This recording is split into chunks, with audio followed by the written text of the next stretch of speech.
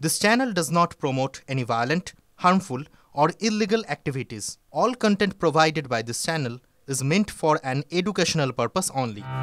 বলা হয় telecom service দুনিয়ায় বিপ্লব এনেছে রিলায়েন্স জিও। ইন্টারনেট ব্যবস্থা যে এত সহজে দেশের প্রত্যন্ত গ্রামে পৌঁছে যেতে পারে তা আগে কখনোই ভাবতে পারেননি কেউ।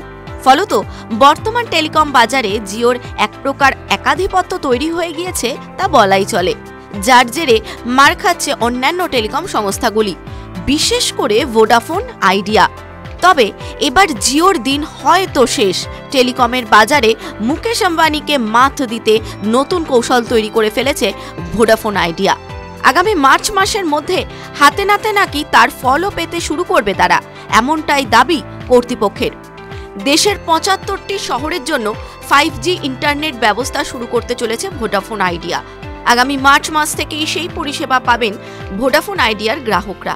অবশ্য 5G পরিষেবার প্রসঙ্গে ভোডাফোন আইডিয়াকে ছাপিয়ে কবেই এই পরিষেবা দিতে শুরু করেছে রিলায়েন্স জিও, কিন্তু ভোডাফোনের হাতিয়ার নাকি হতে চলেছে পরিষেবার দাম, দাবি সংস্থার একাংশের।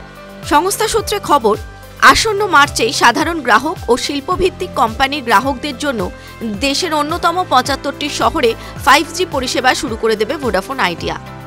জিও ও এয়ারটেলের মতো বড় মাছদের 5Gর দৌড়ে হারাতে পরিষেবার অভিজ্ঞতা ও দামের ওপরেই বেশি গুরুত্ব দিচ্ছে সংস্থা।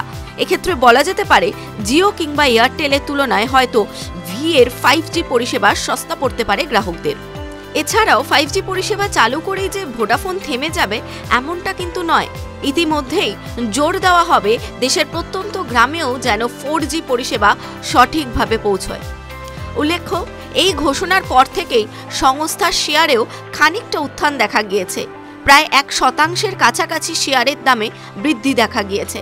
ইতিমধ্যে নোকিয়ার মতো একাধিক বড় বড় সংস্থা থেকে মোট 30,000 কোটি টাকার ফান্ডিং তুলেছে ভোডাফোন আইডিয়া। এই পরিমাণ অর্থ দিয়ে মূলত দেশ জুড়ে 4G পরিষেবার উন্নতিতেই কাজ করতে চলেছে তারা, এমনটাই খবর। TV9 Bangla digital.